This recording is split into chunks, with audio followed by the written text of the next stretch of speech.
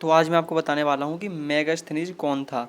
तो सबसे पहले ये जानेंगे हम इसमें मेगास्थनीज कौन था, फिर उसके बारे में बाकी के जानेंगे। क्योंकि देखिए सबसे बेहतरीन तरीका होता है किसी के बारे में जानने से, क्वेश्चन के थ्रू जानिए। देखिए आप उसकी बायोग्राफी पढ़ सकते हैं, लेकिन बायोग्राफी में बहुत सारा लंबा होता है जो आप पेपर में नहीं लिख सकते, इसलिए मैं आपको उसके क्वेश्चन के बारे में बता देता हूँ जो बहुत इंपॉर्टेंट है और अधिकतर यही पूछा जाता है। तो मैं आपको पहले ये बता देता हूँ।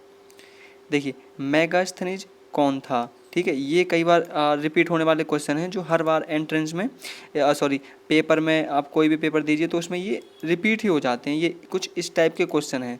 तो पहले मैं आपको इसी के बारे में बता देता हूँ। ये देखिए कितना इंपॉर्टेंट है। ये 2009 में भी पूछा गया एचपीएससी बोर्ड में, 10th में भी पूछा गया, और 2011 में भी, और 2013 में भी, और ये मेरे ख्याल से हाल ही में भी पूछा गया था। तो देखिए मेगास्थनीज चंद्रगुप्त मौर्य के दरबार में एक यूनानी राजदूत था। देखिए आप इसे पॉइंट में लिखे तो बेहतर होगा, क्योंकि ये 5 नंबर का क्वेश्चन आता है ना।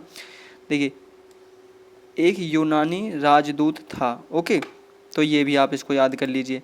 अब उसके बाद सबसे जो जरूरी बात आती है, वह चंद्रगुप्त मौर्य की राजधानी पाटलिपुत्र में 302 ईस्वी पूर्व से 298 ईस्वी पूर्व तक रहा। अब देखिए ये तो याद होगी नहीं, तो यहाँ पे लिख लीजिए वह चंद्रगुप्त मौर्य की राजधानी पाटलिपुत्र में रहा, बस इतना कर लीजिए, ओके। ये डेट हटा दीजिए, डेट आपको जल्दी याद नहीं होगी तो आप ये डेट हटा दीजिए। डेट कोई ज़्यादा ज़रूरी भी नहीं है, क्योंकि आप तो भाई स्कूल के लिए दे रहे हैं ना, तो स्कूल के लिए तो ये सब ज़्यादा ज़रूरी होता नहीं। आपको जितना याद होता है आप सिंपल भाषा में लिख के आएंगे, एग्जामिनर आपसे खुश होगा, ओके। इन 5 वर्षों में उसने भारत में जो सुना, ओके, देखा, अनुभव किया, उसका वर्णन उसने अपनी पुस्तक इंडिका में किया। देखिए ये बहुत इंपॉर्टेंट है। मेगास्थनीज द्वारा कौन सी बुक लिखी गई थी, उसका नाम था इंडिका। मेगास्थनीज द्वारा लिखी गई बुक का नाम था इंडिका। ये बुक जैसे अगर आपसे 5 नंबर का क्वेश्चन भी नहीं पूछना तो 1 नंबर का क्वेश्चन तो बन ही जाता है इससे, कि मेगास्थनीज ने कौन सी बुक लिखी थी जिसमें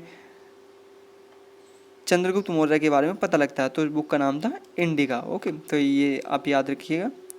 मेगास्थनीज के अनुसार मौर्य काल में भारतीय समाज 7 वर्गों में बटा था। चंद्रगुप्त मौर्य के काल में समाज कितने वर्गों में बटा था? 7 भागों में बटा था, ओके। ब्राह्मणों तथा दार्शनिकों को समाज में उच्च स्थान प्राप्त था। लोगों का मुख्य भोजन गेहूं, फल, चावल तथा दूध थे।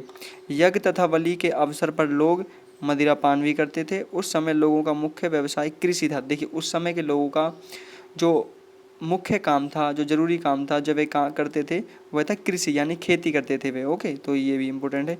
कृषि काफ़ी उन्नति, इसका मतलब ये है कि खेती बहुत उन्नति पे थी।